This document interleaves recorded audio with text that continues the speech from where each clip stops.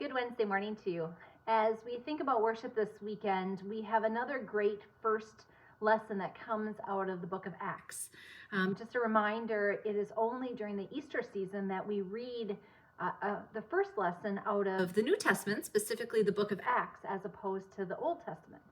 Now, the reason that is that because it reminds us of the continuation of the work of God past the resurrection through the giving of the Holy Spirit. And what we really get to experience is how the resurrection impacted these first disciples, these first believers, and how the community radically changed just because Jesus rose from the dead. You know, sometimes I wonder if we truly understand the impact of the resurrection in our day-to-day life. As Christians, I fear sometimes that we're so worried about what it means to get to heaven, what it means that one day we'll be in heaven, that we forget that faith is really about living out the fullness of who God makes us to be day to day. Faith is not just about striving for that one day, it's about experiencing the fullness of God each and every day. And we experience the fullness of God in the gift of the Holy Spirit. So this week, the first lesson comes out of Acts 2, and it's verses 42 to 47. Now, if you want the definition of what church and faith communities should look like, it's right here. Let me read it to you. They devoted themselves to the apostles' teachings and fellowship, to the breaking of bread and the prayers. Awe came upon everyone because many wonders and signs were being done by the apostles. All who believed were together and had all things in common. They would sell their possessions and goods and distribute the proceeds to all as any had need. Day by day, as they spent much time together in the temple, they broke bread at home and ate their food with glad and generous hearts, praising God and having the goodwill of all people. And day by day, the Lord added to their numbers those who were being saved. Now, this language that's being used here in the book of Acts reminds us the power of community. And when we come to worship, we are not only giving thanks individually, but more important, we are binding each other together communally. The gift of worship is that it is communal. It's not about what I want or what you want. It's about how God is at work among us. And the second chapter of Acts reminds us of the power of the resurrection for the sake of our community. Imagine what we might do or how we might change the world around us if we lived the same way those first believers lived, as if they had nothing to fear, as if they had nothing holding them back, simply because everything changed in Jesus Christ.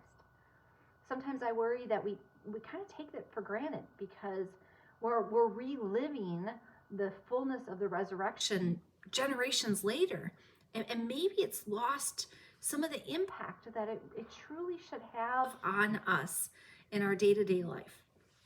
But I want to focus on one specific word in this passage, because there's one thing about this text that's going to be setting us up for Sunday. It's going to set us up for what is yet to come on worship on Sunday. It comes in that verse 43. So 42 of chapter 2 says, they devoted themselves to the apostles' teaching and fellowship, to the breaking of bread and prayers. Now, my text, which I think it's still the NRSV, it might be the NIV. Verse 43 in chapter 2 begins with awe came upon everyone. That word awe is amazing. We think about that, we hear that word and we think, okay, it means amazement, right? It means the fullness of surprise, awe. But actually, when you look at the text here in the Greek, that word awe is actually phobos, which, by the way, our modern medical terminology of phobia comes from phobos. And in other passages within Luke's and Acts and even into Paul's writings, a lot of times that word phobos is translated as fear. Now, when we read about fear in the Bible, there's kind of different understandings. Fear can mean that we can be scared. Fear can mean that we have so much reverence that we are without any kind of imagination other than this sense of empowerment, this sense of fullness. Here, phobos is meant to say that they were so struck by the power of what was happening that they were captivated by it. Now, I don't know about you, but I have a few phobias. My worst phobia is a fear of heights. I get up more than a few steps and I get vertigo and my heart races, and it is a sense of adrenaline that is not helpful in any way, shape, or form. So when I think of phobos and I think of my phobia, I think I don't want anything to do that.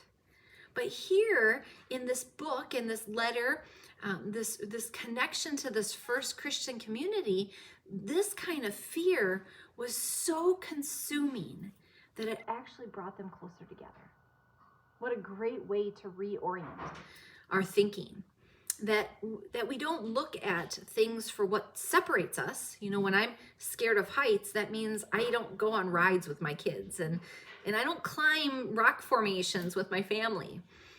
That separates me from the rest of them. This fear was so powerful, it binded them together. Awe came upon everyone. Phobos came upon everyone. And they were consumed by the signs and wonders that were being done by the apostles. They were being consumed by the amazing things God was doing among them. Now think about that for a minute. Can you imagine a community where our focus is awe of what God is doing? So much so that we are consumed by it, that we don't see anything else. We don't see the brokenness of the world, and we don't see that, that there's other things that are happening. We're just so consumed by the power of God among us that we're not distracted by anything else. The truth of the matter is that first Christian community is no different than the world in which we live in today. There was persecutions, there was hardship, there was economic disaster, there were wars, there were natural disasters, like all of the things that we face today, they faced then.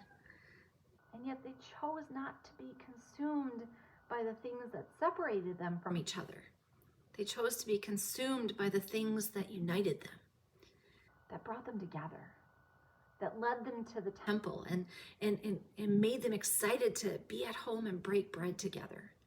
In fact, often when I read this second chapter, it's hard to delineate what was happening in worship and what was happening in the home because they were so in sync. Imagine what life would be if that was true for you and for me and for our whole community. Imagine how that would change our desire to live and work and be in the world. Imagine how many others would come to see the power of God among them when they didn't see it before. Not because God wasn't at work, but because they were consumed by something else. So next time you think about your phobia, whatever that might be, and I think there's a lot of things to suggest out there, I encourage you to think about how that is different from the fear and the awe that you experience in the Holy Spirit. Those things separate us. The Holy Spirit, the fear and the awe that we experience in God, well, that just binds us together. It makes us stronger, it unites us, and it gets us excited for what God is doing. That's the sneak peek. That gives a little taste of what we're going to talk about this weekend. Can't wait to see you on Sunday.